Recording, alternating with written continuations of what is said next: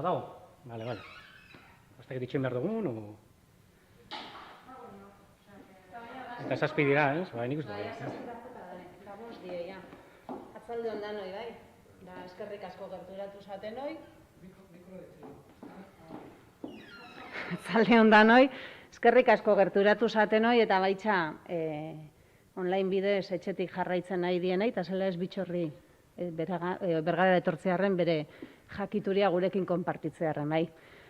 Da kuriosua, ze egon naiz fitxa teknikoan eta online berai buruzko informazioa topatzen, aurkezpenerako sarrera bat itxeko, etorren ezinean nun konturatu nahi zen isa bizilagunak izan gala. Eta goenkalekoa dala bera, ikastetxe berian ikasitxakoa gala, batekin korrekain jakua, bestian kintua eta hango ikaslia, bai, orduan, ni paino gehiago guztot ezautzen dozuela danok. Dana dela, saiatu naiz bere kurrikuluna luzia da benetan, eta potentia da, saiatu naiz gauzatxo batzuk hartzen, eta ez dakizu ondako irakurringo ditut, bai. Doka nola nahiko kurrikuluna, bai. Bera da, giza elikadura eta dietetikan diplomatua. Elikagaien zientzia eta teknologian lizentziaduna, eta lizentziatutako aparteko sarixakin gainera. Doktorautzako aparteko sarixakin baitza. Euskal Herriko Unibertsitateko Farmazia Fakultateko irakasle titularra eta 2001-etik bertan irakasle da. Giza elikadura eta dietetika graduan, farmazia graduan eta elikadura eta osasun masterrean.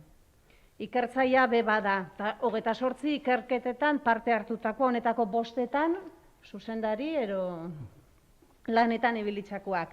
Argitalpena dauzka, liburuak 8 batero, ikusi dotenez. Itzaldixak emote itxu. Hainbat herrialdetako garapen lankidetzan be parte hartutakoa za, bai? Mozambike, Guatemala, Kolombia, bukaera bariko kurrikuluna dauka, bai? Eta bergarakoa da. Goenkalekua. Jaso dituan sarixape, makina bat izan die.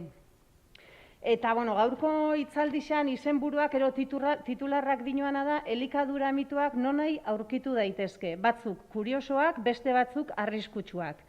Baina gehienak antzerako egitura daukate. Hauek nola identifikatu eta saiestu jorratuko dugu.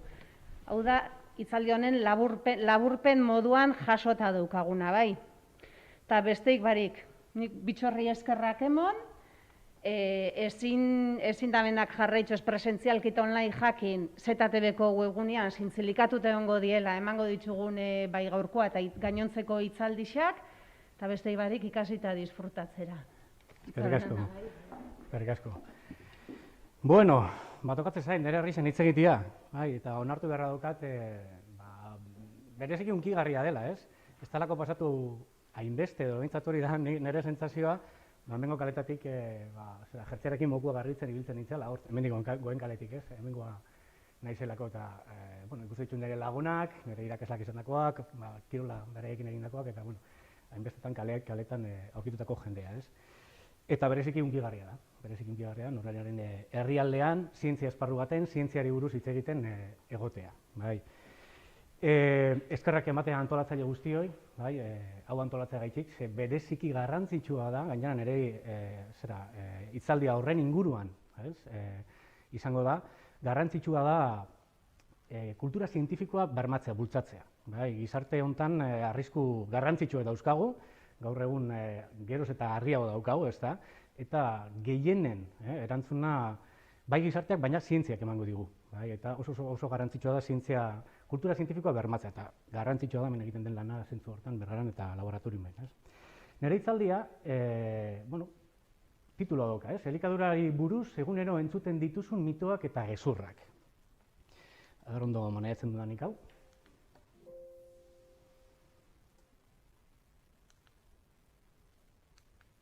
Holaxe da. Eta lehenengo galdera, betiko galdera da, existitzen diren edo ez, elikadura mitoak. Eta gaur egun badaukagu hortarako tresnak, zerbaiti buruz hitz egiten balin bada, badaukagu Google deitzen den tresna bat, bertan behiatzen dugu, eta adibidez euskeraz hitz hau sartu, eta elikadura mitoak, 18.000 sarrera agertzen zaizkigu, gazteleraz ipinita 3 milioi sarrera, eta ingelesez ipintzen balin badugu, 180 milioi sarrera, hau da. Jendearen ahotan badago elikadura mito kontu hori. Eta ez da raroa, mitoak edo non nahi daude, baina elikadura kontuan esparru honetan lan egiten dugunontzat bereziki nolabait kezkagarria iruditzen zaigu. Jendea nahiko galuta dagoelako. Nik uste dut gehiengoak somatu duzuela noizbaitzen dudak, ez? Hau jatea ona da, hau jatea txarra da, hauek esan didate hau jan behar dudala, besteek esan didate bestea jan behar dudala, irakurri dut hemen, entzun dut irratian han. Eta arazoetako bat hori da, informazio iturriak. Bai. Gaur egun, ez dakit dakizuen, baina Osasunerako munduko erakundeak hitz berri bat sortu du pandemiaren ondorioz, eta da infodemia.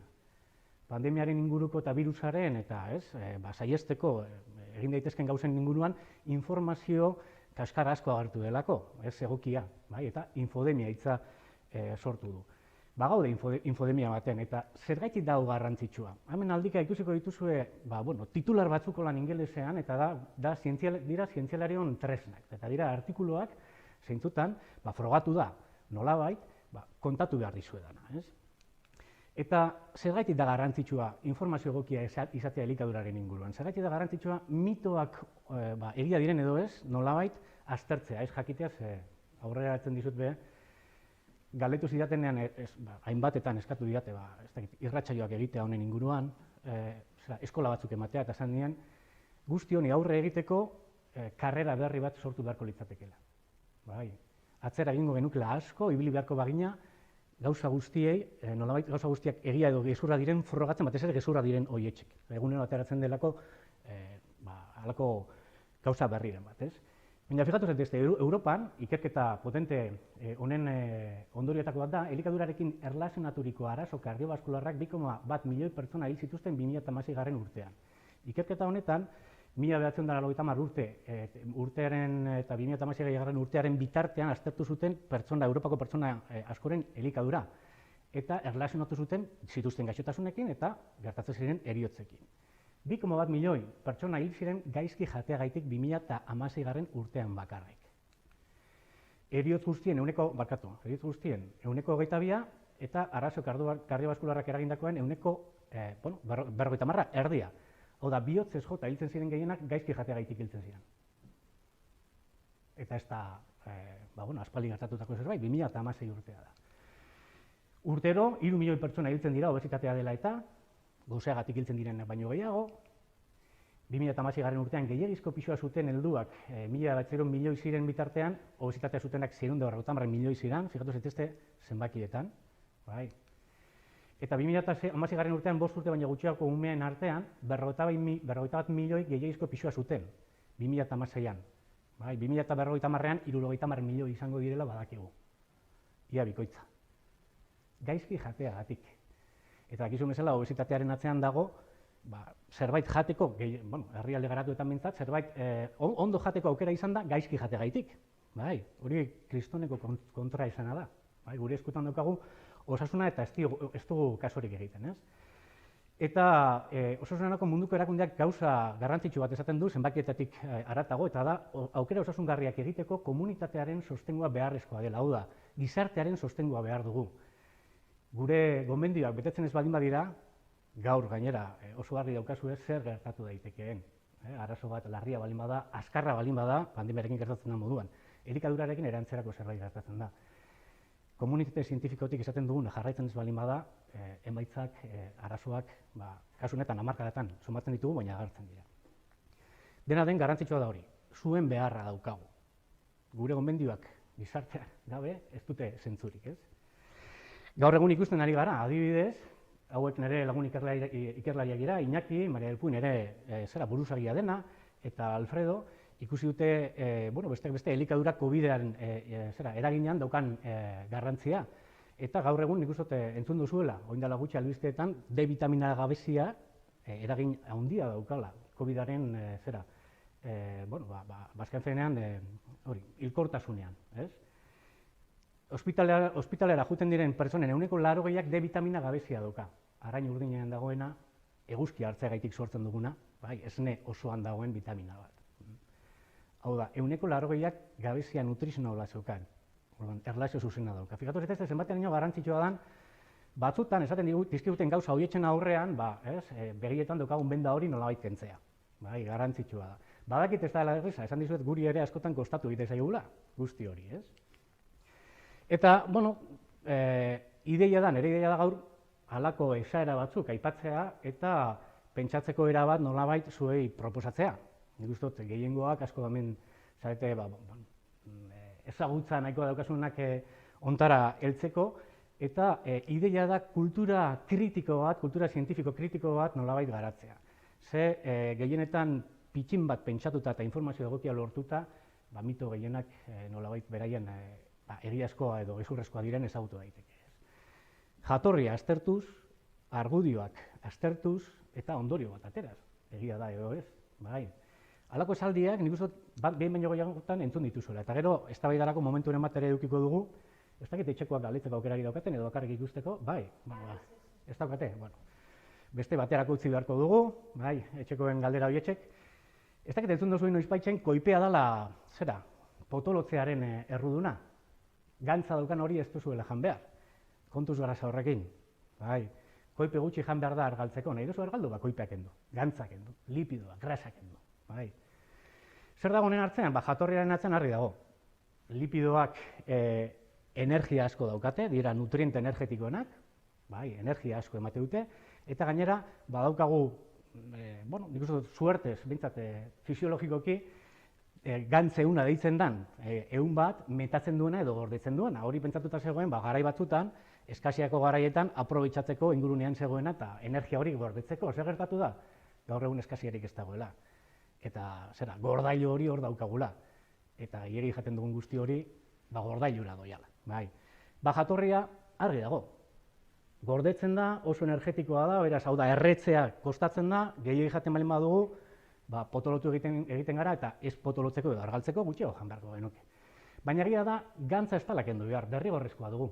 Edozein dietatan, gu, unibertsitatean pasatzen dugun 4 urtetan, kontatzen digute, energiaren eren bat gutxi gora bera, jaten dugun guztiaren eren bat gutxi gora bera, energia kontutan, lipidoak izan behar dira, grasa izan behar da, jan egin behar da.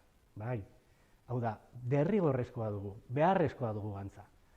Ez da murriztu behar, gainera arriskutsua izan daiteke murriztea. Non dago kontua? Zientziak aurrera eginda, konturatu ginen, gantza beharrezkoa dela, baina kalitatea desberdina dela, eta nik uste zuek hau guzti hau ezagutzen duzuela. Gantza guztiak, lipido guztiak ez dira berdinak. Eta badaude batzuk deitzen direnak, gazteleraz insaturados, euskeraz asegabeak deitzen direnak direla osasungarriak. Horietxek hartu beharko genituzke gehien gure dietan. Oliba, olio virgina, intxaurrak adibidez oso babesgarriak dira, arrain urdina, eta saiestu gantza txarra, hori dela, arriskutsuena ikuspuntu kardiometabolikotik eta baita metatze ikuspuntutik. Orduan ez da egia, mito bat da, gantza ez da kendu behar, ez da guztiz edo zenbat eta gehiago murriztu behar argaltzeko, ahalik eta gehien murriztu behar argaltzeko. Bere kopuruan hartu behar da, eta hartu behar duguna da gantza nolabait osasungarria. Honaino nik uste gutxi gora bera ezagutzen dituzuen gauza batzuk. Zenbatetan entzun duzue lagun vegano bat eukita edo vegetariano bat eukita. Bueno, ez? Barazkia bakarrik janda nola asetuko dituzu zure gorputzaren behar guzti horietxek. Ezin da, okela janbarik? Ezin da, arrotza janbarik ezin hartu barik? Ezin da. Oroialeak gara eta jatorri hor dago, betidanik eta espezia izan aurretik, primatek ere oroialeak ziren, oroialeak dira, eta animalia jatorriko elikagaiak adibidez proteinen iturri dira. Danak dakigu haragia proteinak dauzkala gorputzaren adreiluak. Eta arrazonamendu hori eginda, pentsatzen dugu, barazkiak janda, ez dugula proteinarik eukiko. Eta gainera askotan eraoker baten proteinak energiarekin erlazionatzen dira, espaldi egon nintzen, uste zela iskolari batekin, eta harrek esatez eman energia egiteko, esango dut, enborrak apurtzeko, txuletia jan behar zebala, txuleta barik ez zokala indarra, ez? Eta okerreko kontzeptu bada, energia lipidoak ematen dituztelako eta karbohidratuak, hau da, garasak, eta irinak, zerealak, patatak eta alakoak, ez? Baina, animalia jatorriko elikagaiak badaukaten mantenugai nutriente garrantzitsuak, proteinak esaterako, Baina esan beharra dago argudioen artean ez dagoela ezinbesteko elikagairik uraz aparte. Hau da, kombinatu ditzazkegu batzuk, kendu ditzazkegu batzuk, ura ezik, ura derrigorrez agertu behar da gure elikaduran, eta ez litzateke ezer gertatuko. Batzutan kudeaketaren bat beharko litzateke, baina ez litzateke ezer gertatuko. Ze landare jatorriko elikagaiak ere proteina iturri dira. Hau da, okelaren ia berdin-berdinak dira. Okelak, haragiak 20 gramo proteina dauzka, hemen ez da ikusten, baina bueno, ez da desberdin ikusten da hemen eta hor. Hemen okela hartzen zen 20 gramo proteina, bai? Ja, fijatu zaitezte, soiak 40 gramo proteina. Lentejak edo dilistak 28 gramo proteina, babarronak 40. Hau da, lekaleak, egoskariak, bai, okelaren berdin-berdinak dira. Hau da, animalia jan barik proteina jan leizke. Bai, animaliak ematen duena jan dezakegu beste iturri baten. Zerealak ere badaukate, garia, pasta, eta baita fruitu lehorrak, hau da. Okela funtzioa egin dezaketen landare jatorriko elikagaiak badauzkagu. Bai, orduan, okela derrigorrezkoa dela, ez da argudio egoki bat. Eta gainera, kasu honetan, gogoratu, okelarekin ze jaten dugu. Zer dago, bueno, hemen ez da oso ondo ikusten, baina, zera, filete xerra hontan, hor txuria dena, zer da? Garrasika gozo hori, ez? Bai. Zer lotatzen diogu egiteko? Gatza fina? Maldon edo potolo hori, ez? Sodio kloruro, sodioa, bale? Ez dauka fibrarik, ez dauka zuntzarik. Lekaleak, dilistak, kanpo azal hori jaten dugu. Danak, bueno, gehiengoak jan dugu edo prestatu dugu noizpaitzen, zera, lekale pure bat eta badaki ze gelditzen den horre, zera, txinoan edo erabiltzen dugun, prestatzeko erabiltzen dugun terresan. Zuntza, fibra dietetikoa, ez da iragatean laguntzen duena. Ez dauka garrasarik, ez dauka kolesterolarik lekaleak, haragiak. Bai, hau da. Gainera, landare jatorriko proteina iturri horietxek edo landare jatorriko haragia uzate zaindegi deitzea, garbiak dira. Okelaren aurrean, garbiak dira lekaleak. Bai.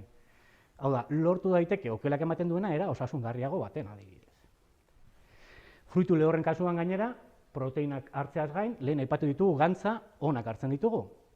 Ez dakiz egaitzek hau estiratu egin da hemen, da ez da ondo ere ikusten, baina bueno. Bai, dago nolabait apurtuta hemen ondo ikusten da, baina hor ez dakiz egaitzek. Bueno, erakutsi nahi nizuena hemen intxaurrak agertzen dira, eta agertzen dira gantza azido poliase gabeak direla insaturados gazteleraz onak direnak, eta urdinen dagoen hau da omega 3 bat, intxaurretan. Gero agertzen dira, ikusten dira hemen, almendrak, makadamia, pistatxoak, besteetan omega 3 horietxek ez dira hainbeste agertzen.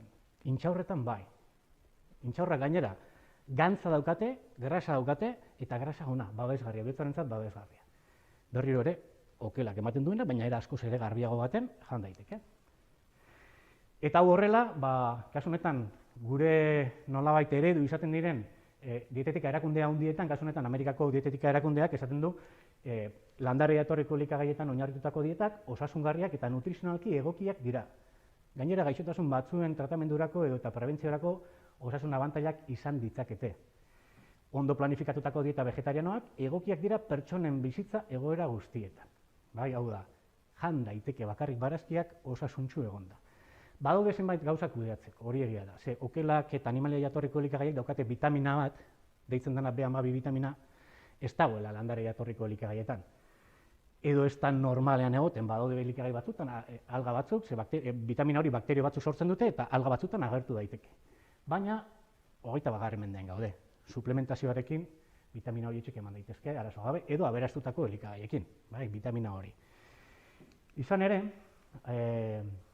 ikerketa desberdinetan esaten dena, pertsona vegano eta vegetarianoak gantz gorputz masa indizea, hau da, pixua adierazten duen indizea bat, eta dol kolesterol maila baxuagoa izaten dute. Hau da, veganoak gainera gu baino osasuntsuago egoten dira, vegetarianoak. Orokorrean pertsona hauen osasuna vegano edo vegetarianoak ez direnaren bezain ona da. Eta lako irudiak erakusten digu, eta horrez tozua ikusten, pena bat da, plater hau omniboroa dauka zehazki 840 kilokaloria. Eta plater hau, argi dago zein asetuko gaituen lehenago elikagai volumenagaitik, 340 kilokaloria. 840, 340 kilokaloria. Hau da, gehiago janda energia gutxiago. Gehiago asetuta eta gainera elementu babesgarri asko. Gaur egun, lehen ipini dizudan Amerikako Dietetika Akademiaren artikulu hori nahiko sarrezan, gaur egun berdina esaten dau. Dieta hau jarraitzen duten pertsonak, osasun arazo askoren arrisku txikiagoa dute. arazo kardiobaskularrak, 2 motako diabetesa, hipertentsioa, zenbait minbizi eta obesitatea, kolesterol totala eta kolesterol txarra maila txikiagoak izaten dituzte eta gainera odoleko azukrea kontrolatuago. B12 iturri egokiak behar dituzte, lehen esan dizudan vitamina hori.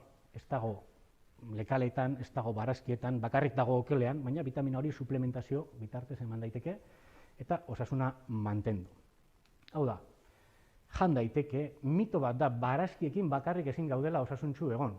Eta gaur egun, bai, ez dizuet esan nahi, derrigorrez vegetarianoak egin beharko ginatekela, kontatzen ari netzaizuena da, gaur egun barazki askoz gehiago jaten duten pertsonak, oroialeak baino osasuntsuago daudela oroar. Bai, osasuntsuago daude oroar. Zergaitik, oroialeak, okel eta animalia jatorriko elikagai gehiegi hartzen ditugulako. Pasatu egiten garelako, bai. Dieta oroialea bezain osoa eta egokia da, osasungarriagoa, baina kudeaketa beharko luke, halako dieta batek B12 gaitik, eta besteok, hau ere beti esaten dut, norberaren aukeren errespetua izan da, norberak aukeretzen da bere elikadura, ezin da beste modu baten izan, pentsatu beharko genuke berdeago, jan beharko genuke askoz ere berdeago. Gainera honek dauka beste, nik uste gainera hemen noizpaitxo jorratu duzuela, beste eragin bat eta ingurumenean da. Animalia jatorriko elikagaiak ingurumenean daukaten eragina landare jatorriko elikagaiak duten baina askoz ere handiagoa da. Bai. Eta hau nik ziur nago entzun duzuela. Laktosa eta glutena txarra dira. Laktosa kendu, glutena kendu, tita baten. Honen jatorrian egon daiteke, badago nor laktosa ez duen jasatzen, laktosa da azukre bat, bai, bi monosakaridoko dauzkana, bai, eta badaukago entzima bat gure esteetan liseritu egiten duen. Badago nor ez daukana entzima hori, hau da liseriketa egiten duen elementu hori, ezin dau liseritu. Eta hori gertatuta laktosa pasatzen da este lodira eta hor hartzidurak ematen dira, gasak sortzen dira, bai, arazo gastrointestinalak sortzen dira. Baina pertsona horietxetan, populazioaren gehiengoa laktasa entzima daukagu, laktosa liseritu dezakegu. Bai. Eta glutenarekin antzerako zerbait gertatzen da. Bai, glutenarekin zeliakia daukaten pertsonetan erreakzio bat ematen da glutena ertzen denean esteetara, hemen ez da ondo ikusten, baina hemen dauzkatzu este bilo batzuk direla, iletxo batzuk daudenak este meharrean, bere funtzioa da nutrienteak xurgatzea, elikagaiak heltzen direnen esteetara, halako zilio edo, ez? Iletxo horietxek xurgatu egite dituzte hor dauden zelulen bitartez. Glutenarekin kontaktuan, zeliakoak izango bagina, iletxo hauek zapaldu egingo lirateke. Eta iletxo hauetzen funtzioa da absortzio gainazala handitzea. Zenbat eta tolestuago xurgatzeko ahalmen gehiago. Bai. Eta zapaltzen baldin badira, eta lauak gelditzen baldin badira, xurgatzeko ahalmena txikitu egiten da, hor arazo bat agertzen da. Baina baldin eta zeliakoak garen, hau da, zeliakoak baldin bakarrik. Eta bestalde badaude modak, badago moden kontu bat eta industriaren kontu bat. Bai. Jendere gustatzen zaio, ez dakit nola esan, baina tribu batekoak izatea. Nik horrikalaria naiz, ni astronomia zalea naiz. Ni laktosa gabe hartzen dut, zuk be bai, gustatzen zaigu, talde bateko partaide izatea nolabait, eta askotan gertatu izan da, medikuntza tradizionala nolabait aspertu egin gaitu eta medikuntza edo alternatibotara bueltatu gara. Industriak badaki hori eta modak sortzen ditu. Laktosa gabeko produktu pilo bat dauzkagu. Dani galdetzen dizuet, iragarki bat egin beharko balitz laktosa gabeko esnearen inguruan, ze uste duzu kontatu beharko litzatekela? Hau, laktosa gabeko esnea da. Laktosa intolerantzia gaixotasun bat da. Bai, zuri falta zaizu, digeritzeko zerbait eta ezin duzu digeritu. Logikoena da kontatzea begira. Laktosalekiko intolerantzia da hau, arazoa baldin badaukazu diagnostikoa egiten da, hori garrantzitsua da, hau da, badago diagnostiko medikoa nola egin, eta esne hau da pertsona hauetxentzat, ez? Hori izan beharko litzateke iragarkia. Oin aurkezpenak enduko dut, espero ez liatzea, ze bideoa ikusteko, ez dago besterik. Ze ikusitan nola dagoen, ez litzateke ikusiko. Ikusi ezazue, Kaikuren laktosa gabeko bideoan aber guztia basaltzen duten. Ez da entzuten ondo.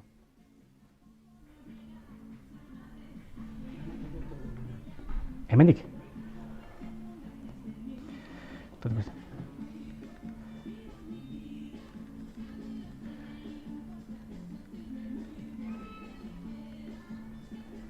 esan zuten. Eta gauza bat, pantailan ez da ikusten hemen ikusten dana, ikusten duzu?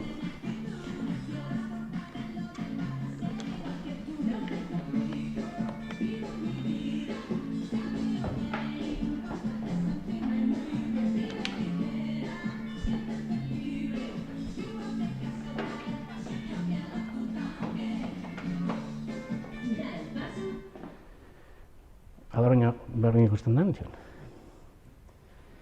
Entzuten zan esan entzuten horatzetik, ez da iragarkia? Bai, gutxi gora bera. Vale. Eta gelitu zarete kontatu dutenarekin? Edo arazo tekniko eta ere ontzarete. Berri repitzen dugu aurra delako. Aber ikusten da norbaian dagoena, zergaitik, eske hau ikusten da aur dago. Eta baina ez da entzuten, claro, HDMI-tik soinua jungo delako.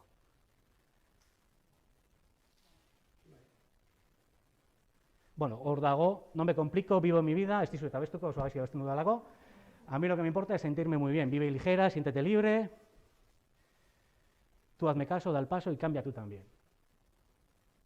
No me gusta cobrar menos, te sorprende mi actitud, no quiero esforzarme el doble para ser igual que tú, ez naiz komplikatzen, nire bizitza bizitzen dut, nire inporta zaidana da ondo sentitzea.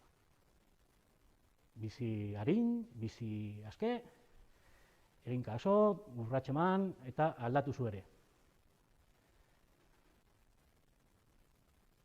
Gaixotasun bat dutenentzat prestatutako esne batean, berdintasun alegatuak oso ondo dagoela, bai. Eta gainera, nik galdetzen dut, gizonezkoak ez daukagu laktosarekiko intolerantzia? Emakumeentzat bideratutako iragarki bat da.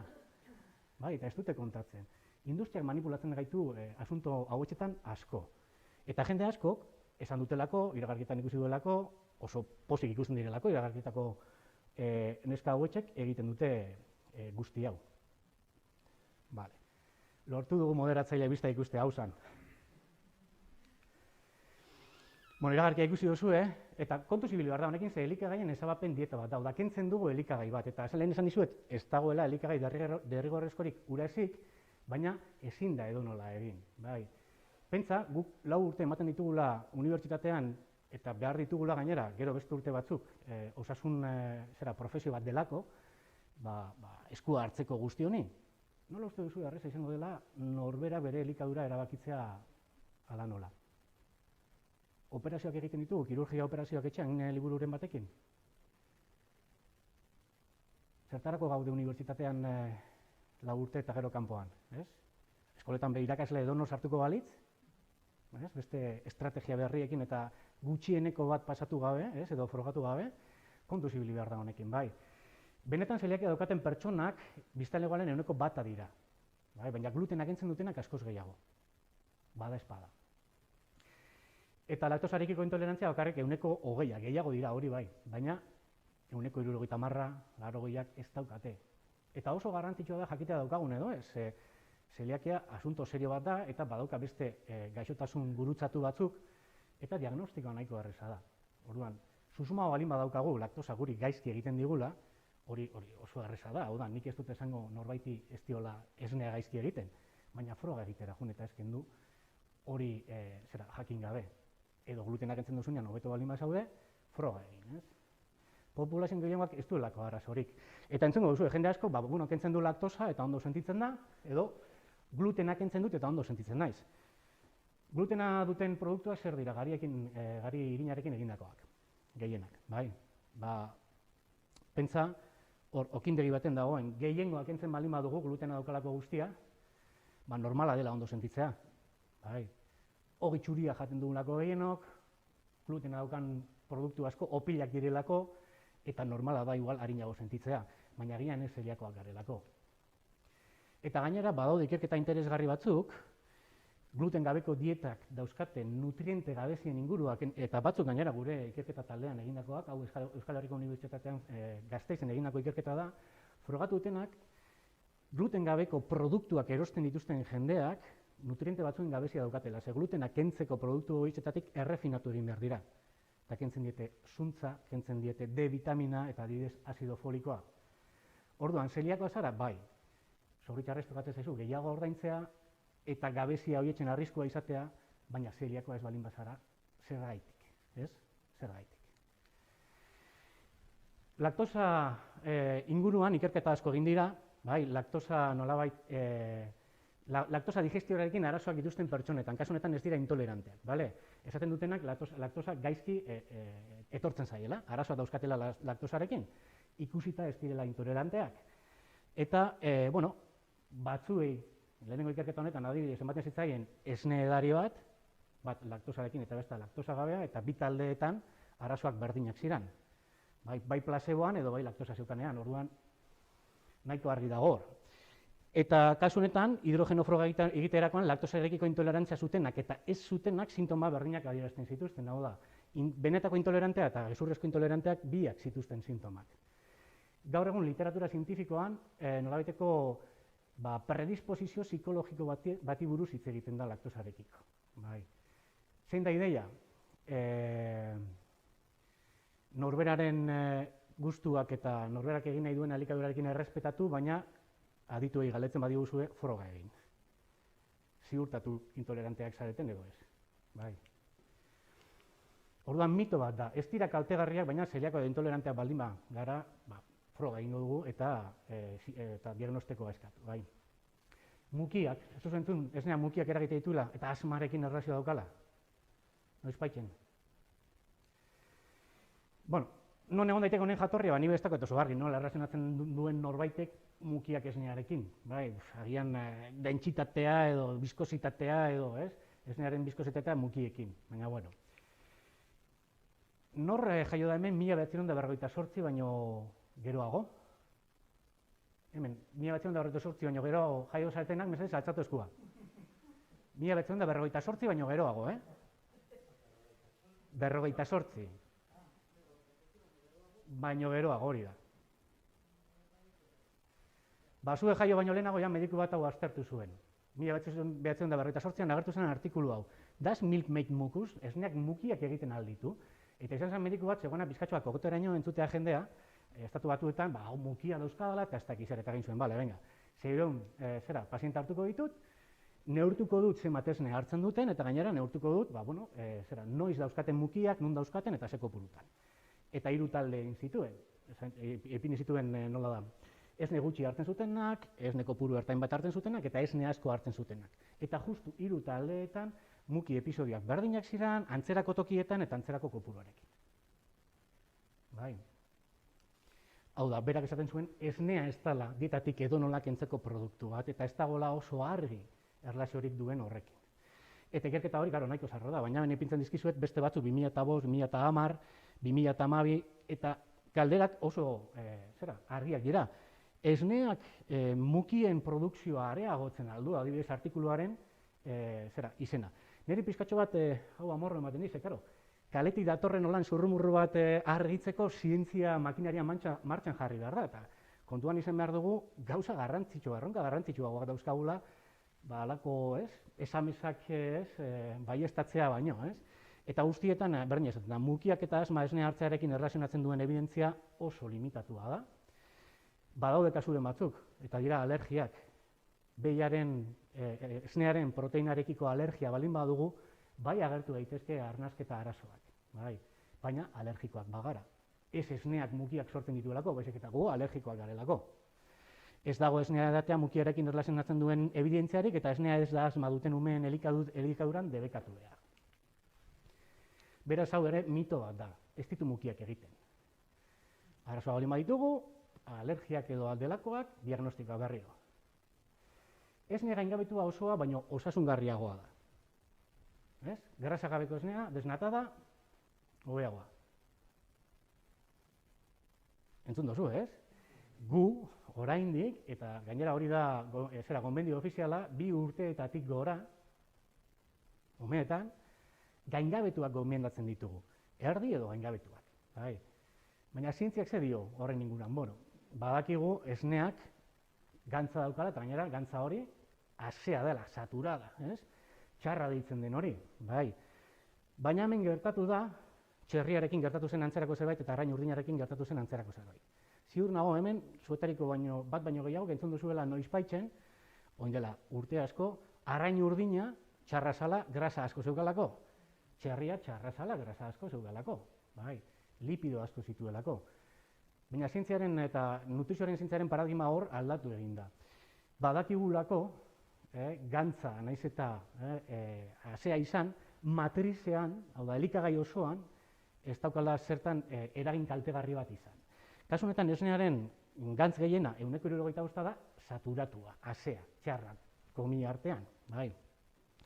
Baina, fijatu zaitezte zenbat grasa daukan esneak, 3,5, bai.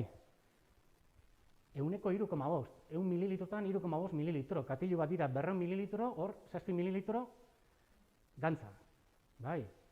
Eta, klaro, hartzen dugu desnataua, baina gero kruasan bat daukala 10 aldiz gantza gehiago. 10 aldiz. Eta badakit zertaz hitz egiten dudan, ze batzuk ezagutzen nauzue. Etxe nagusin 17 urte neuzkela hasi nintzen zerbitzari. Galgoizeraino, bai, hau da. Tabernari lanetan ibili naiz asko, eta kafe ala krema konsagarina atea etxu ditut, horrela, horrela. Bai, orduan, hasteko oso gutxi da gantz kopurua. Eta ikerketa askotan, hemen potente batzuk ipini dizkizuet, metanalisi batzuk, frogatu da esnekiak hartzea oso zein gaingabetuak ez dutela eraginek arazo kardiobaskularretan. Gantza azea erlazionatzen da bihotzeko arazoekin, hipertentsioarekin, bai, gaur badakigu gaingabetua da oso hartzea berdin duela, bai, berdin duela. Gainera, efektu onuragarriak dauzka, eta hau zergaitik esaten dut, erlazionatuz esnea ez diren beste edariekin, bai. Berriro ere, bakoitzaren erabakien errespetutik, bai. Esnean, frogatu da, adibidez, esnea hartzea, energia murriztuko dietat jarraitzerakoan esnekiak lagungarriak direla pisua murrizten, hau da. Ni baldin banago argaltzen, eta esnea hartzen baldin badut, esnea hartzen ez duen argaltzen dagoen beste pertsona bat, baina azkarrago murriztu dezaket nire pisua. Bai. Eta ikerketa hau, piur ikerketa oso potente izan da, 5 kontinenteetan, 21 herrialde, 30 urte bitarteko, 140.000 pertsonen dieta aztertu zuten, eta erlazionatu zuten arazo kardiobaskularrekin. Zelan dago beraien bihotza, zelan dago beraien tentsioa, bai. Eta frogatu zen, egunero gutxienez esne edo esneki anoa edo razio bat hartzen zutenek, arazo kardiobaskularrek eragindako heriotz arrisku txikiago bat zeukatela, da esnea hartzea babesgarria omen zela arazo kardiobaskularren aurrean. Osoa edo gaingabetua, berdin zen. Esnearen gantza, esnearen grasa, ez dauka erlaziorik arazo kardiobaskularrekin, eta esnea berdin da osoa edo gaingabetua, babesgarria da zentzu batzutan pisua galtzen laguntzen dau, arazo kardiobaskularren aurrean babesgarria da. Eta gaur egun, estatu mailan badago esnekien foro bat, zientzialari desberdinak sartuta gaude hor, nik besteak beste, eta oso argi izan dugu artikulu baten. Ikerketa epidemiologikoak adierazten dutenaren arabera, esne eta esnekien kontsumoa ez da arazo kardiobaskularrekin erlazionatzen. Ez dago arrazoirik populazio orokorrari esne edo esneki gaingabetuak osoen aurrean gomendatzeko. Bai, gustoko baldin badituzue osoak eta osasuntsu baldin bazaude, beste gauza bat da, lipidoekin arazo bat daukadala odolean, trigliseridoa, kolesterola, hor begiratu beharko genuke. Baina osasuntsu baldin bagaude, berdin da osoa edo gaingabetua. Bai, berdin da. Eta gainera babesgarria da. Orduan mito bat da, esnekiak orokorrean arazo kardiobaskularren aurrean babesgarriak dira, bai. Baina kontuz, noski, hemen esneari buruz hitz egiten ari naizela eta gehienez jogurrak. Kontuz, gaztako ipetxuekin, gurinarekin, mantekilarekin da guzti horrekin, klaro. Eta, bueno, ja aurrera juteko eta laizera maite juteko, zuen galderei erantzuteko, nik uste hau ere entzun duzuela noizbaiten, ez? Esnea ezin dugu hartu, joe. Gara gizaki bakarra, titia utzi eta gero esnea hartzen jarraitzen dugunak. Ez? Edoskitzaroa eta gero, esnea hartzen jarraitzen dugun ugaztun bakarra gara. Zenbatetan entzun dut nik hori. Bale, bai, beste animaliak egiten dutena da argudio honen jatorria. Beste animaliak normalean bizitzaren momentu batzutan hartzen dute bularra eta gero utzi egiten dute. Bai. Baina ze uste duzu egiten duela katu bat edo, ez dakit txakurrak hainbeste, baina esne katilu bat ipintzen baldin badiozue. Edo behi bat, edo ez lukete hartuko? Bueno, orduan, konportamendu bat da, bai, baina ez dakigu zenbateraino egia den, ez? Hemen dauzkagu horre atzetik ez duzu ikusiko, ENIDE, nazio mailan egiten den irensketa ikerketa bat, zeinetan ikusten dan, nik kontatuko dizuet, kaltzio irensketa, generoz eta adinez ENIDE ikerketan. Da hori da, Encuesta Nacional de Ingesta Dietética Espainola, hau da. Espainia mailan, herrialde guztietan hartzen den elikagaien ikerketa. Eta ikusten da, kaltzio irensketa, 18-24 urtetan, 25-44 urtetan, 45-64 urtetan, dala 900 piku miligramo egunero, eta gomendatutakoa da 800. Hau da. Datu guztiak begiratzen bali dituzue, gomendatuta daukagun kaltzioa egunero jaten dugu. Bai, gomendioak dira, zenbat hartu behar dugun kaltzioa, eta dira 800 miligramo. Eta ikerketaren arabera, kontatuta jaten duen populazioak, ikusi da, kaltziora heltzen gara. Ez B vitaminarekin, adibidez hor arazo bat dauka, baina kaltzioarekin bai. Eta zerk ematen digu kaltzio gehien dietan. Dietan hartzen dugun kaltzioaren 54% esne eta esnekien bitartez hartzen dugu. Zer esan nahi dizuet honekin? Ez direla derrigorrezkoak. Baina entzun, ohitura sartzen ditugun elikagai batzuk dira. Eta gure dietako kaltzio ekarpen erdia ematen digute. Nik aukera hori hartuko banu, batean esneak entzea, kaltzio iturri guzti hau beste toki batetik hartu beharko nuke. Bai, eta badaude aukerak. Baina kudeaketa beharko nuke, dietista bat beharko nuke, hori aurrera eramateko. Esnea batean kenduko banu. Esnea tradizioz hartzen dugun produktu bat da, eta gainera ez dut ahaztu nahi. Nola ezagutzen gaituzte Euskaldunak Hego Amerikan? Zer gara? Zer da tanbero bat? Esnegile bat, behiakara eraman genituen, eta esnea nola produzitzen eta saltzen zen erakutsi genuen. Artikulu kuriosu dauzkatzuen, Buenos Airesetik nola juten ziren Euskaldunak behiak eramaten atez-ate, eta esne edalantzi bat nahi da zenun, han bertan behia jaitzitzen zen, eta esnea emate zitzaien. Eta gainera, ez genien bakarrik hori eman. Arazo larriak zeuden, Buenos Aires bere hazkuntza goreneko garaian, uraren higienearekin. Mikroorganismoz jorratuta zegoen. Eta esnea eraman genuenean, esnea askoz ere garbiagoa da. Gaixotasun murrizketa bat egon zen, ur gutxiago eta esne gehiago kontsumitzen zelako. Eta Euskaldunak Hego Amerikan tanberoak gara. Hau da, esne ekoizleak. Eta hemen ere, herri nekazari abeltzen eta arrantzale bat gara. Zer egingo dugu, soja transgeniko Argentinatik ekarritako horrekin egindako edariak gure esneagatik aldatu? Logikoa iruditzen zaizue? Almendarrak ekoizten ditugu? Almendarra esnea itxiko? Arroza? Esnea ematen duten behia baduzkagu? Bai, baina arrazoa ontsi bertan azaltzen ari naiz. Bai. Elikadura erabakiak ez dute bakarrik gure osasuna afektatzen, hori oso garrantzitsua da. Gure kultura, gure tradizioa, gure ekonomia afektatzen dute betianik, hori oso garrantzitsua da. Bueno, egia da garela ugaztun bakarra, edoskitzaroa eta gero esnea hartzen duten, baina ikusi duzu bere garrantzia kaltzio ekarpenean, hau da, kenduko bagenu bat batean beharko genuke nolabait beste kaltzio iturri batzuk eta badaude. Hasiak, fruitu lehorrak, baina kudeaketa beharko lukete. Nik ez dut oso errez ikusten norberak bat batean esnea hartzeko itura baldin badauka esneak entzea, beharrezko kaltziora heltzea edo nola, kudeaketa gabe. Eta bestalde, kontuz afirmazio honekin edo, hau esatearekin, gara titia utzi eta gero esnea hartzen duen ugaztun bakarra, klaro, eta kaletik jantzita ogazen ugaztun bakarra, eta noizbaitzen bautikak hartzen ditugun ugaztun bakarrak, kirola egiten dugun ugaztun bakarrak, karrerak ikasten ditugun ugaztun bakarrak, plazerra gaitik eta ikaste gaitik irakurtzen dugun ugaztun bakarrak, zientzia, medikuntza eta abantaila aurrerapena egiten dugun ugaztun bakarrak, edo ilargira heldu garen ugaztun bakarrak. Hain desberdinak gara, teorian, eta haino teorian zebadakigu guztiz egia hau ez dela, ingurunea gure abantailarako erabiltzen dugu. Eta esnearekin, mutazio bat egon zen, liseritzen jarraitu genuen edoskitzaroa eta gero, eta aprobetxatu genuen, elikagai oso nutritiboa dela, eta geroztik kontsumitu dugu. Eta berri baino, eta hobiti izango du, norberaren elikagaien aukeraketa eskubidea errespetatuz. Baina ez dago arrazoi holan potenterik usteko. Eta hau gainera pitxin bat infantila da. Ugaztun bakarra gara, baina gauza asko egiten ditugunak. Bibel transplanteak edo balizet. Bakoitzaren aukerak errespetatuz, arazo fisiologikorik ez badago, ohituren parte ez bada eta gozagarria, ohituren parte bada eta gozagarria bada eta kaltea baino onura badakar, zergaitik ez. Nik hori zergaitik ez, bai. Ez nuke jendea animatuko, ideologia gaitik aldatzea. Bai. Osasuna gaitik bintzat ez dago arazo potenterik. Eta honekin ja amaitzen dut. Elikagai funtzionalak, ez dakit ezagutzen dituzuen.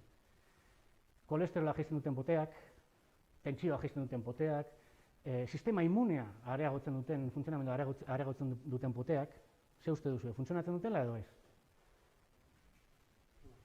Ke ba, inak ez dut, ke ba. Bestek ez dakite. Bueno, elikagai funtzionalak osagaien arabera zerbait ona egiten dute gorputzarentzat, esan dizudana. Kolesterola, sistema immunea, bale? Baina legegintza bat dago guzti honen atzean, bai? Sustantzia desberdinak daukate, efektua dauzkatelak osasunean, bagizue, esnea omega-3rekin, bakterioak, fitosterolak, kaltzio, mineralak eta ez dakiz zer. Eta baude, adibidez, produktu batzuk kolesterola jaisten duten, hemen ipini dizuet, Brekol eta Karakol, bai? Kuiku eta Danonarenak. Modifikatu ditut ontarako. Legeak zorrotz regulatzen hasi zen guzti hau indala gutxi gorabehera hamarkada, bai? Eta esan zuen, elikagai gehienak eta gainera potetan datozenak zerbait ona daukate. Jun supermerkatura eta jun hartzen elikagaiak eta ez duena jartzen natural, jartzen dena 100% ingredientes naturales, bueno para esto, bueno para lo otro, edozein gauza esaten du, bai? Baina etiketatu guztietan. Europak esan zuen kontuz, nahaztuta dago kontsumitzailea. Orduan, zure produktua zerbait ona egiten baldin badu, osasunarentzat, hori nolait bermatu egin behar duzu eta frogatu egin behar duzu ikerketen bitartez. Eta bialdu behar da, EFSA da Europako elikadura segurtasun autoritatea, eta EFSA-ra bialdu behar ditu ikerketak gure produktua nolabait, kolesterola jaisten duela frogatzen dutenak esate baterako, bai? Edo sistema immunearentzat ona dena, bai? Kasuren batzutan frogatu da. Hemen ikusten, ipini duzuet, baina oso txiki ikusten da nola fitosterolak, hau da, kol horrekin amaitzen diren produktu guztiak, frogatu da kolesterola murriztu dezaketela. Baina kontuz letra txiki bat dago. Eta hau publikoa da. Gauza da, ingelesez dagoela, bilatu behar dela interneten, eta ez dela eskuragarri guztiontzat. Hemen irakurtzen baldin baduzue, holan pizkatxo bat arretaz nik irakurriko dizuet, jartzen dau, produktu honen kopuru bat janda, 3 gauza gertatu daitezkeela.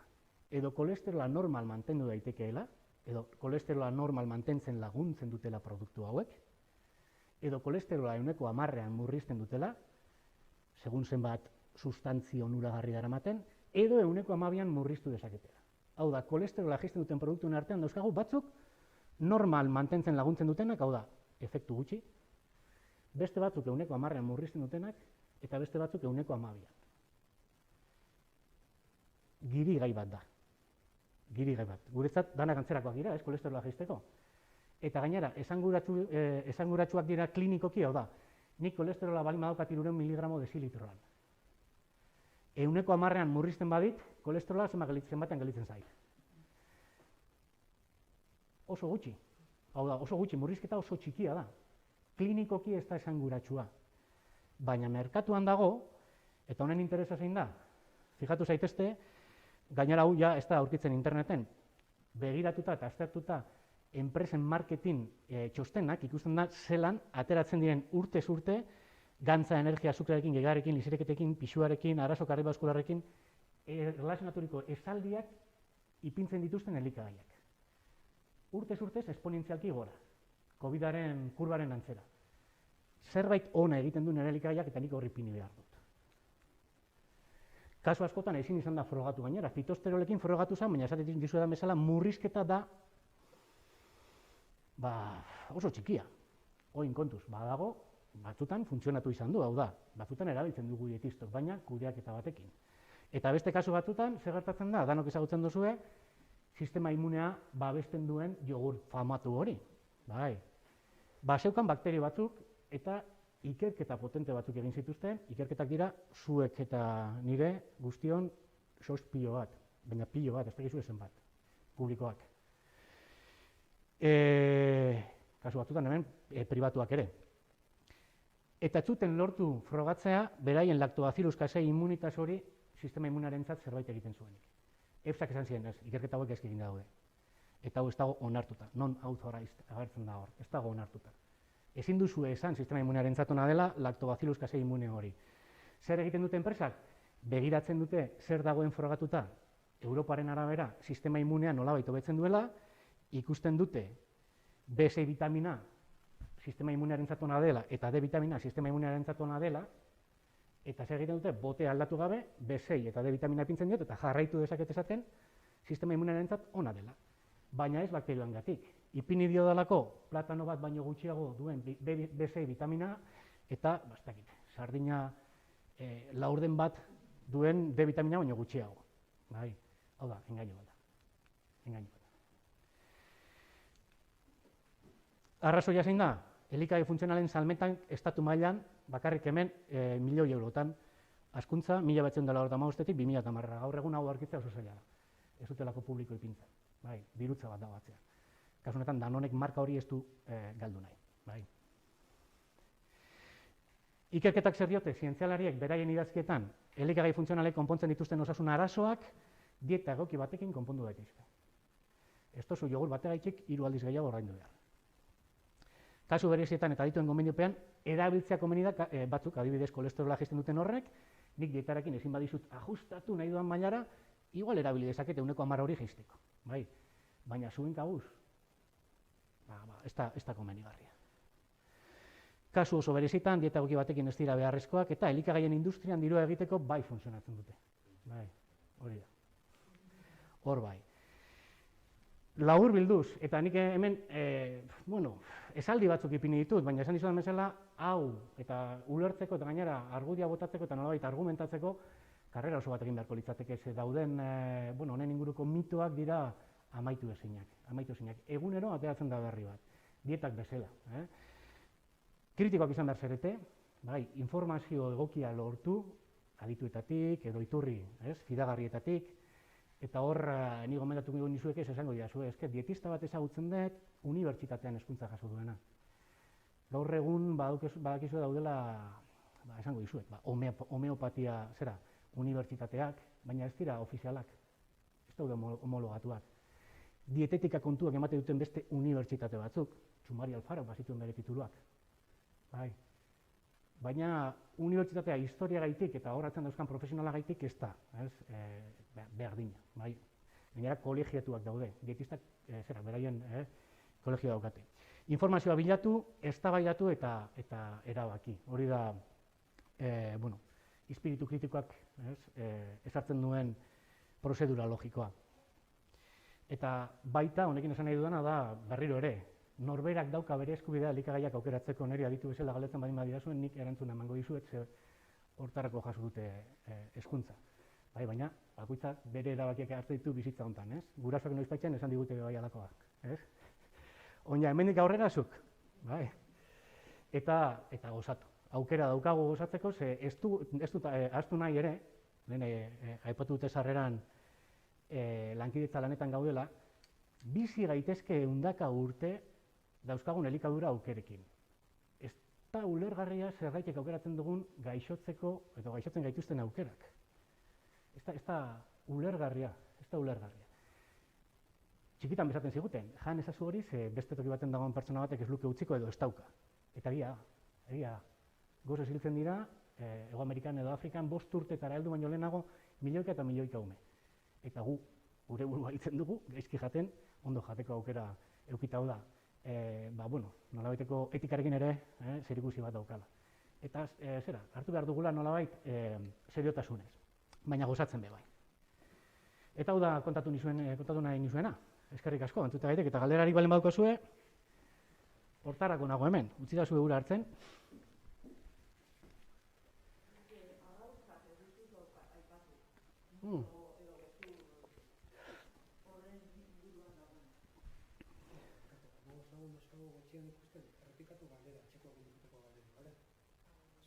Bale. Arrautzen inguruan galetzen ari zara... Bai. Hori, basogon txiste bat, ez? Lagun bat ateatzen dela medikotik eta bestea ikusten duela kaletik, laguna oiala holan kasabalik, ez? Eta nola soia ez, Miguel? Ze pasau jatuta? Mediko nago nahi zela eta esan dozta, kolesterola altua daukadala eta arrautzak ikutu bez, eta bestia horrela ditzen, arrautzak eta kolesterola. Gertatu zitzaigun, arrain urdinarekin, txerriarekin, eta, bueno, esneko gantzarekin gertatu zaigun berdina. Kantitatea eta batzutan ere forma, ze esnean da gantza zea eta hor, bueno, ez da kantitatea handia, konturatu ginen ez dela garrantzitsua, da elikagai matriz osoa, eta ikusten da adibidez, odoleko kolesterolean jaten dugun kolesterola baino, hau da, arrautzak dauka 300 miligramo kolesterol bataz beste, arrautza ertain batek, jaten dugun kolesterol kopurua baino, gantza zea, grasa saturatua ditzen den hori, dala askoz ere eraginkorragoa.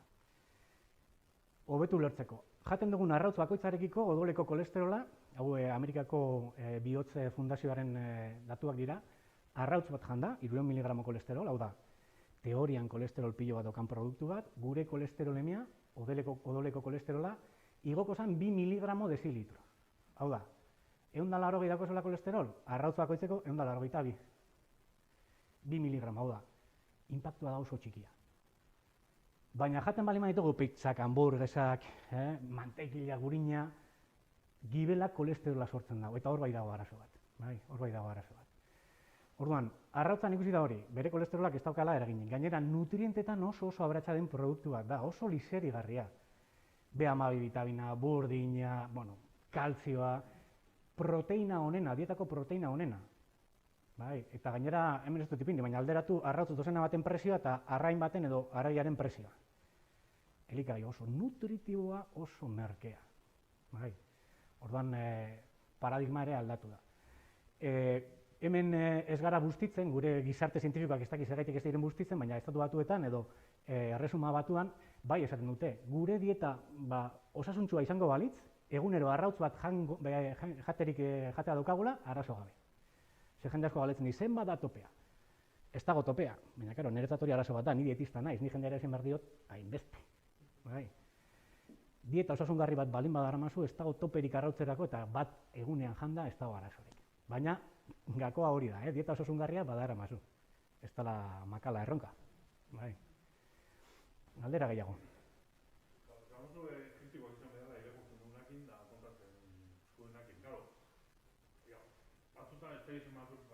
Batzun desantara esaten da esan duzuna, ez?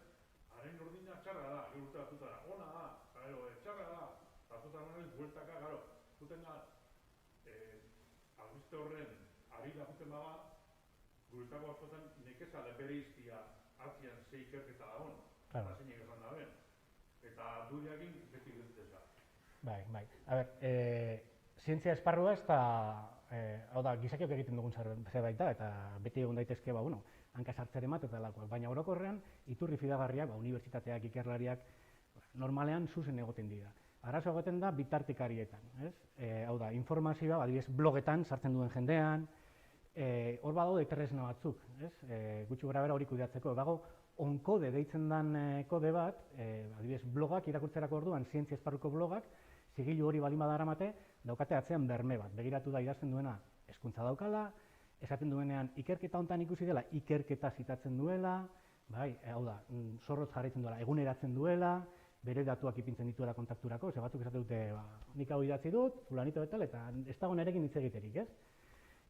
Holakoak badaude. Eta bestalde ulertu behar da, zientzia aurrera doala, eta kasu honetan ez da, egin duena da, nolabait zorroztu, ez, ezagutza. Hasieran, importantea esan gantza kopurua, eta horregatik txerria eta arrain urdina gaizki. Gero inporta esan gantza kalitatea, ezagutza aurreratu zenean. Eta ikusi gunen, txerria eta arrain urdina gantza asko, baina ez da intxarra. Orduan ja, paradigma ere aldatu zenez, aldatu ziren gomendioak, baina hori beti izango da zientzian horrela. Aurrera doainean, berrikusiko ditu gomendio batzuk. Adibidez, orain esnearena berriro egingo dugu, ez dakit noiz aterako da, ni aspalditik nago zai, osasuntxu bali mazaude, hartu esne osoa, gaingabetu berdin zaik gustatzen zaizuna, baina ez egon esne osoarekiko beldurrarekin. Baina hori normala da, zientzia aldatu egiten da. Edo ezagutza aldatu egiten du, bere funtzioa da hori. Aurrera egite ez duzen nahi noizbehinka atzera egiten ez dugunek eta birpasatu zerbait aldatu behar da. Bai, baina eske lehen esan gaizki. Lehen genekinarekin ondo zegoen. Baina historia da hori, fijatu zelako pentsatzeko era daukagun. Lehen geizki esaten zenuen, ze orain beste gauzat esaten duzu ez. Lehen ondo esaten genuen, genekienaren arabera gomendio hori zen. Ezagutza aldatu zen, gomendio aldatu genuen, baina hori ez du esan nahi aintzina oker geundenik. Ezagutzaren arabera gomendio bat ematen genuen. Orain zorrotzagoa da, nik horrela esango nuke. Eta hori zientzialariak balaki, baina kalean hori ulertzea, suposatzen dut, kulturak zientifiko gutxirekin zaila dela. Oso errez pentsatu dezakegula, hori gaizki dago, gaizki egin zuten. Batutan bai, zut esaten zet, baina kasu gehienetan nik uste dut argiena dela hori. Lehengo ezagutzarekin ez genituen gomendio txarrak ematen, edo okerrak. Lehengo ezagutzarekin eman zitezkin gomendioak ematen genituen besterik gabe. Eta egokiak ziren. Aldatu ezagutza, birpasatzen ditugu eta egokitzen ditugu, hobetzen ditugu.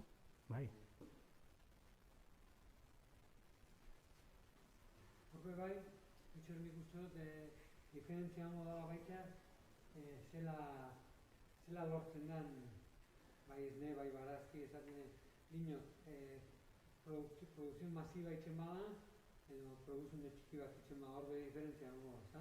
Bai, galatzen diate, produkzioaren arabera, diferentzia hongoan, elikagaien balio nutritiboan suposatzen dut, nik egiz esango dut, begira, eta gainera hemen sartuta, esan behar diren gauza sartuta, adibidez, ekologikoak eta konbentzionalak, produkzio ekologikoak. Ez dago frogatuta zein dan nutritiboago, goxoago, ez dago frogatuta. Ezin da esan hau goxoagoa da eta hau da nutritiboagoa, baina ni uste dut oker pentsatzen ari garela. Frogatuta dagoena da, adibidez, produkzio ekologikoak garbiagoak direla, duinagoak direla, gertuagokoak direla.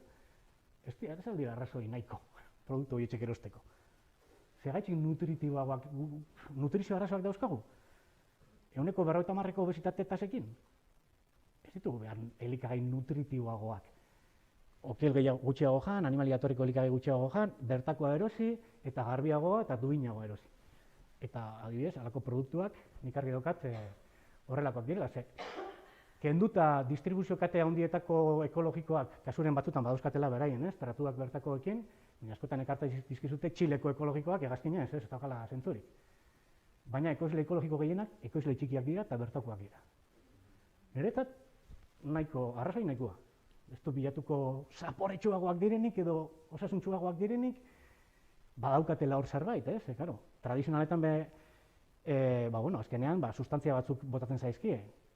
Kontrolpean daude, hori esan beharra dago, nik ez dut beldurra sartuko horren inguruan, baina ni nire bentzakera eta zientziaren esparrutik nator, 10 urte, ez izan naiz elikadura toksikologia irakaslea, liburu bat daukat elikadura toksikologian, eta nire emaitza 10 urte horietan izan da, derrigorrezkoa ez balin bada elikagai baten zerbait ipintzea, nik ez dut nahi elikagai hortan.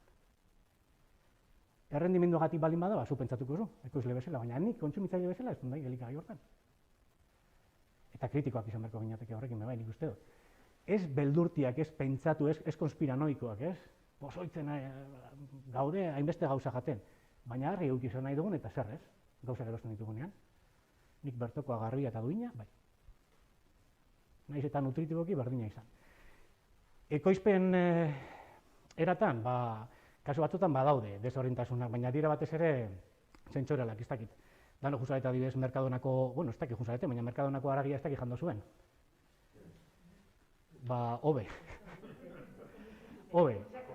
Ur asko atxikitzen duen haragia, koloreia gabekoaz, justo, legeak markatzen duen adinarekin hiltzen dituzten animaliak elikadura justu ematen diote errentagarritasunareko eta hori igartzen da. Orduan, zentzoralki bai igartzen da, baina berriro inotut. Gehiegikerian elikatzen garen mundu baten balio nutritiboaz konparatzerako orduan arduratzea ez dauka zentzu gehierik. Nik uste dut, hori, garbitasuna, duintasuna, bertoko gertutasuna da baloratu beharko genuen. Hori da gehien aldatzen dena produkzioen arabera, ez? Garbitasuna eta ingurunean dokan eragina. Betikoan gaude, hori deitzen dugu guk nutrizionismoa, lehen esan dizu dana. Gauza bat aldatzearekin, zuzuk uste duzu zer aldatzen dela dietan? Gauza bakar bat aldatzearekin. Brokolia entzun izan da azken aldian, aguakatea, superelikagai bezala. Ez dago superelikagairik, dago superdieta bat. Hau da, egunero, astero, hilabetero, urteetan zehar jaten duguna izango da superdieta bat, eta horri bai babesten dago. Eta hamarkadak, biziarazten zaitu ondo eramaten baldin baduzu. Jarduera fisikoarekin eta ohitura osasungarriekin batera, ez?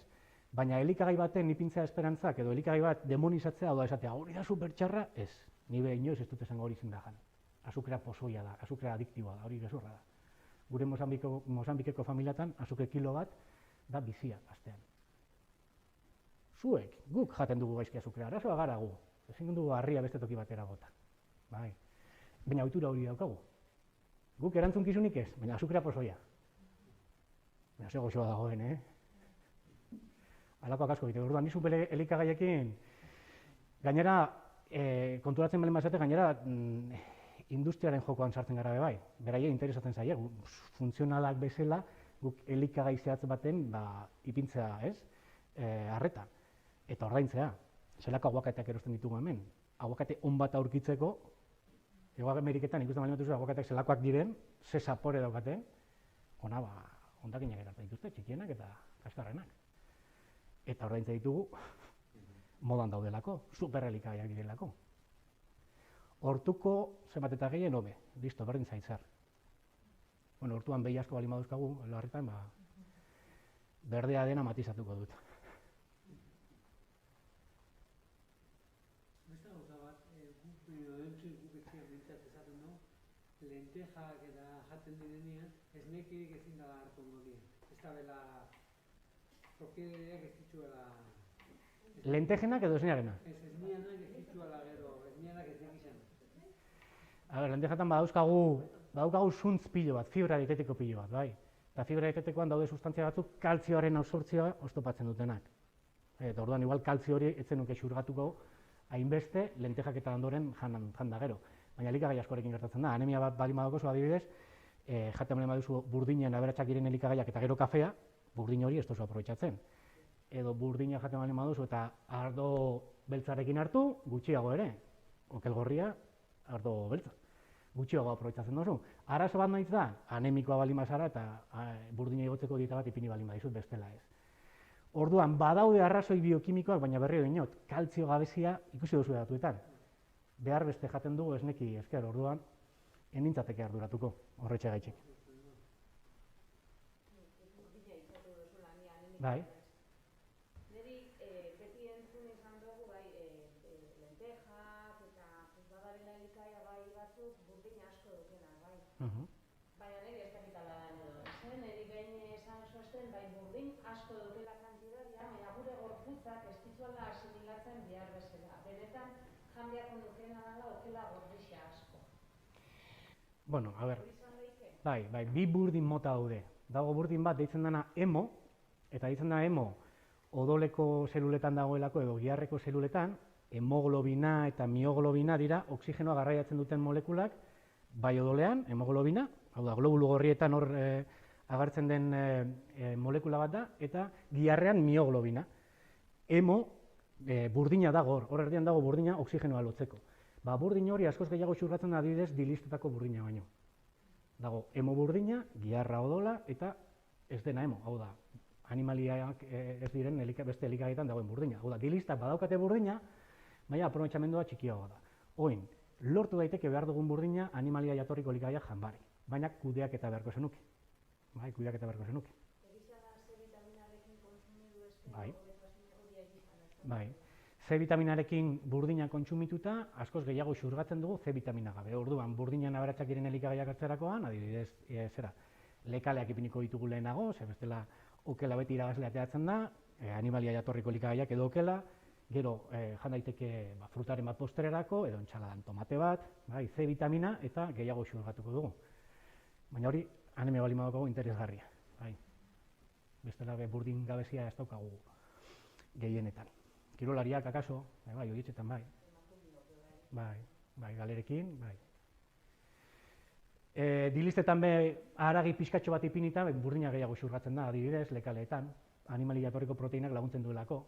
Niri zait hau gustatzen, ze batzuk ipiniko dute okel zati bat, eta beste batzuk sakramentuak, ez? Eta hori ikasita daukat, denborarekin ikasten duzu, baina konturatzen izan lehenago banekiela. Ematen ditugun gomendio guztiak zuenak egiten dituzuela, baina zuen onurarako, probetxurako. ez dakiz zenbatetan entzun dugu, nik zerbitzari izan da, ez alduzu esaten ardo bat ona dela, ez, noizean behin, eta zu kontuak ateratzen dituzu, bai, baina 8garrena daramazu, majo. Da, gero, ardo bat noizean behin ordu batetan, noizean behin ordu batak eta laurdenetan, eta noizean behin ordu batak eta erditan. Eta orduan, hori, okela ipintzearen horrekin ibili behar zela, zera, ez? Neurritxu izate hori bultzatzen. Ontxe ardua itxatu duzula, ona da o ez da ona? Ardoa? Elikagaia da o ez da elikagaia? Claro, ez da horre dituzte gara batzia. Bai. Eta horre tema hori behar oso... Begira, ardoa ona den edo ez den ona norberak erabaki behar dago, ez? Segun zein gustatzen jatzen zuri. Oso hitz orokorra da, ona edo txarra. Osasuntsua dela ezin da izan, ez dagoelako frogatuta. Eta gainera, OMSek esaten dago, ez dagoela kontsumo segururik, hau da, kontsumo osasungarririk. Oin, ni pertsona osasuntsu bat, ohitura osasuntsu bat dauzkana, elikadura osasuntsu bat daukana, egunero ardo txokopatxo bat hartzen da benari, ez diot inoiz izango gaizki egiten ari denik. Arazo zein da, nun ematen duzun gomendioa. Hemen gaztetxoak izango banitu, esango nuke ez. Ez. Kontsumo zuhurra egiten baldin badugu, bai. Hor dago, gakoa. Baina, osasuntsua dela, ez dago horratuta. Hor egontzan, nola da, Mediterranear inguruko eta Frantziako paradoja ditzen zana, gantza asko jaten zutela, ahaten bitartez, gazta bitartez, da gurina bitartez, asko kontsumitzen dutelako gantzasea, eta ikerketa horietxetan, ikusi izan, nolabait, ez zutela teorian izan beharko lituzketen arazo kardiobaskularrak, bihotzekoak eta lakuak, eta zaten, hainbeste gantza jaten zergaitik. Eta ikerketa, gaizki egindako ikerketa batzutan, agertu zen ardo beltza. Eta hori izan zen guztiaren jatorria. Ostras, ematen dago ona dela bihotzarentzat. Frantzesak gantza asko jaten dabe eta ardoa gaitik ez daude gaizki. Baina ez gaur egun arazo bat daukagu. Osasun publikoko arazo bat daukagu. Ikusi zelako neurriak hartzen ari diren, ez nolabait boteioia saiesteko 8 baino beranduago ez saldu alkohola. Oso azkarrak dira, ze gazteak 6etan juten dira erostera alkohola, orduan ez dakit ze aldatu nahi duten. Bai, beti berdin gaude, ez? Ez dakit konturatzen zareten. Baina danakin gertatzen da berdina, tabakoak saltzen diguten berdinak esaten digute erretzea txarra dela. Tabakoak saltzen diguten berdinak esaten digute, erretzen bali baduzu, igual, horren arazoak, segurtasun sozialetik kenduko dizkizut, eta zuk orain dibarko dituzu erretzailea zarelako. Alkohola saltzen dizut, baina ez ezuedan.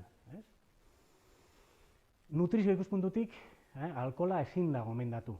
Gero, norberaren erabakiaren hildotik, ez dizu kalterik egiten zure dieta osasungarri hori benetan potente baldin bada. Inolako kalterik. Baina, esaten dudan, zorroztasun guzti horrekin. Ja, pasatzen baldin bagara, arazoak batuz. Eta espinak egin zer? Lehenago kriston indarra eta zer dela eta... Hori Popeye izan zen, bai. Espinak ez dakote kaloriarik, daukaten gauza holan aipagarri bakarra da azido folikoa. Vitamina bat, derrigorrezkoa dena golgorriak egiteko, eta ordunaldian, aurrenen nerviosistema ondo garatzeko, espina bifida ez agertzeko. Baina hor kontu bat agertu zen, eta izan zen Popeye. Gainera, badago beste mito bat, ez? Nolabait, kale egin zuela Popeyearen,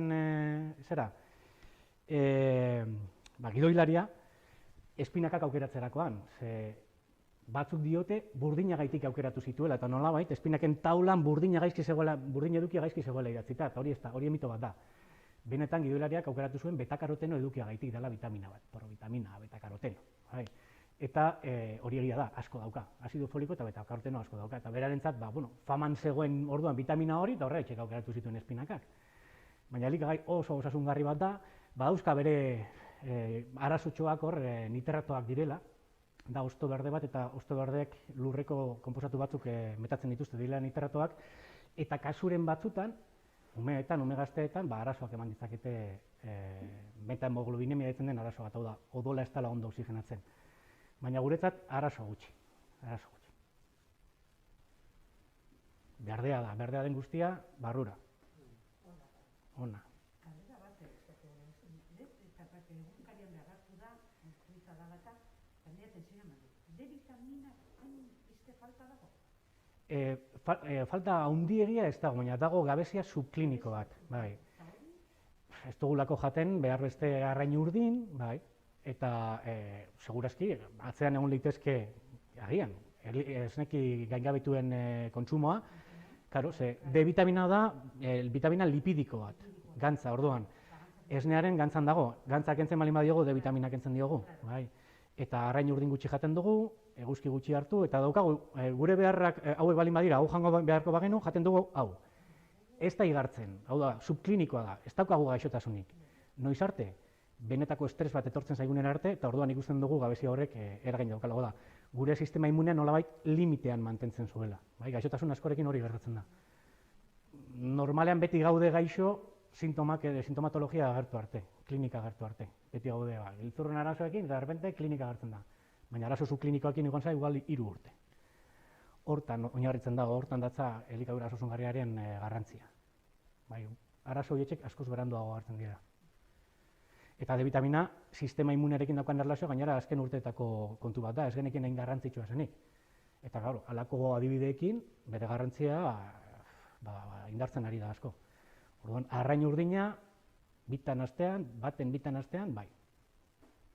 Eta eguzki hartu, nahiz eta hemen Euskadi tropikalean, pixka bat zaila daukagun. Bente bat komentu izan duguna, sekulaziotik komentu izan dutena, stevia eta horrelako intolerantziak? Bueno, gozogarri bat da, bai, gozogarri bat da. Daukan historia da, dakizun bezala, ez dakit dakizuen, dago debekatuta lan saltzea landarea bera gozogarri bezala, ez dakit landare ornamental bezala saldu daitekela azken aldian esan duten edo ez dakiz zer, eta da gozogarria altxu bat oso potentea da eta ez dauka kaloriarik, orduan, azukrea ez hartzeko aukera bat da. Edo nola hartzeko? Nizuk esango, bi arazo dauzkozu honekin. Bueno, arazoren bat bilatze harren, ez? Abantaila, azukrea ez dozula jaten. Baina ez du, niretzat engainutxo bat izaten jarraitzen da, hau da, zapore goxoarekiko menpekotasuna mantentzen laguntzen du. Bai, gomendagarriena, azukrea ez jateko da azukre gutxi erabiltzea. Eta elikagaien benetako zaporetara ohitzea. Ze galdu dugu, benetako zapore horietzen ondo somatzea, eta azukre tolerantzia daukagu oso altu, ari frogatuta ikerketa oso polita daude horren inguruan, eta gatzarekiko berdin.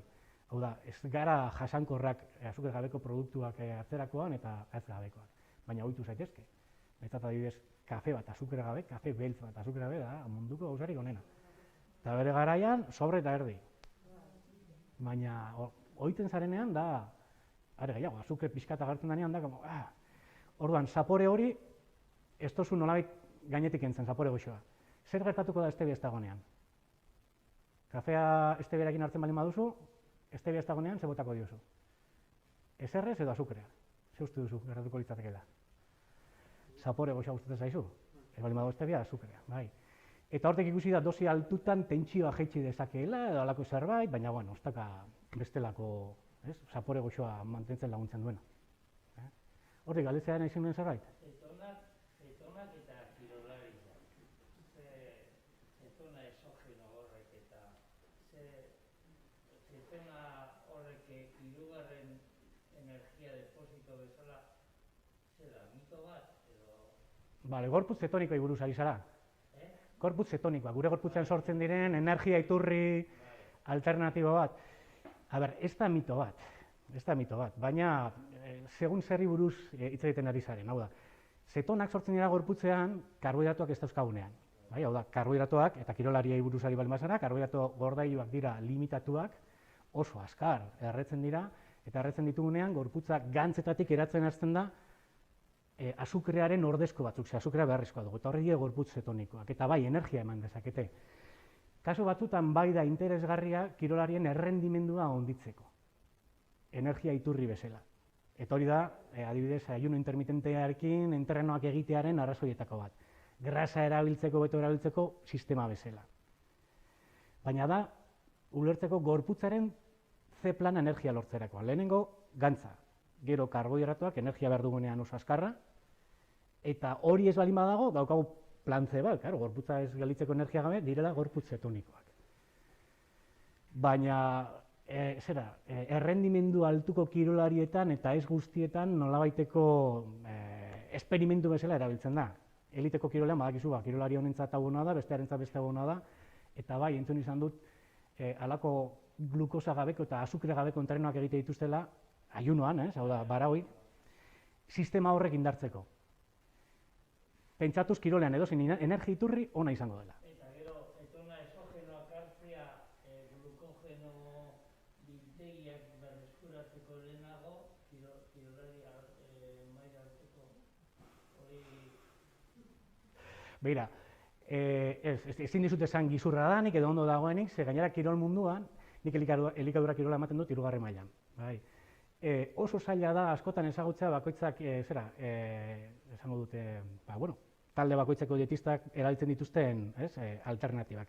Danetarik probatu dute, gordailuak handitzeko, errendimendua handitzeko, eta bai esan diazezuket, glukogeno berreskurapenean errez, ze nik sustantziak hartzearen kontrakoa naiz, printzipioz. Dietarekin egin balin baditake, sustantziak zertarak. Oin, esaten dira, zarela, ez dakit, Cristiano Ronaldo, orainduko dira zula, ez dakit zenban 1.000 milioi, ja, hitz egingo du, emango dizun nahi dozuna. Jendeari, kirola amaitu bezain pronto, lehenengo ordu laurdenean hasi behar zara zerbait hartzen, karbohidratoetan aberatsa den zerbait. Ze glukogeno sintesi abiadura laukoiztuta dago, momentu hortan. Agortu dozu guztia, eta lehenengo ordu laurdenean, lehioa da ordu batekoa. Hor lehio bat irekitzen da. Hori da, lehio bat irekitzen da. Eta zure gorputzak agortu denez glukogenoa beharra dauka. Eta glukogeno sintesia askoz ere, azkartua dago, 4 aldiz. Hor hartzen duzun glukogenoa azkarrago sartuko da. Esne proteina sartu. Esnea izan daiteke, batido bat izan daiteke. Esne gazureko, zueroko proteinak glukogeno sintesian lagundu egiten dau. Eta ura beharko duzu bai, hidratatu. Glukogeno molekula bakoitzeko 2,6 ur molekula behar direlako. Glukogena gordetzerakoan giharren eta gibelean ura behar duelako. Orduan, ur gabe kostatuko zaiolako asko. Orduan, klabeak dira, azkar astea jaten, karbohidratotan aberatsak diren elikagaiak, esne proteinekin jutea eta urarekin. Eta horrekin, bagoaz ondo. Eta sustantziak, horrekin kontuz. Dana dakigu bai, jurtze zera ez, dekatonera edo foremera, badagoan balda guztiak ez dakizetaz beteta. Kaliko jendearentzan beharrezkoa da hori? Ez. Nik oindala urte bat utzi nion nolan kirola egiteari. Da mendira juten nintzen txokolatearekin. Segun ze momentutan, txokolate ontza bat mila azpian, errepitxo batzuk 10 minutu, 15 minutu lehenago, ordu erdi lehenago, berdin segun ze planifikazio egin nuen. Txokolateak edariak eta alakoak eramaten dituen. Edari isotonikoak bai, adibidez. Baina, sustantziak batzu frogatuta daude, baina gehienak dira gauza normalak. Honen arrazoa, sustantziak esatearen hau funtzionatzen duen esatearen arrazoa da, sustantzia bat probatzen duena, 2 probatzen duena, 3 probatzen duena, sustantzia probatzearen ohitura hartuko duela. Eta ez du pozoirik hartuko. Baina ibiliko da, benetan funtzionatzen ez duten sustantzia pilo bat hartzen. Eta hori gertatzen da. Hemen ez dakit, baina Gasteizen ondiok aurkitu daitezke debekatutako sustantzia gimnasiotan. Eta ez dinot hormonak eta asistatzen direnik, baina landare estraktoak, terrenbulusa, ez dakit ezagutzen duzuen, da anabolizante bat, eta urtero ekartzen diaten ere ikasleak gimnasiotatik. Ikusi ze pasatu didaten, terrenbuluz. Ikusten duzu ministeritzan eta debekatutako suplementu bat. Dalako esteroide vegetal bat.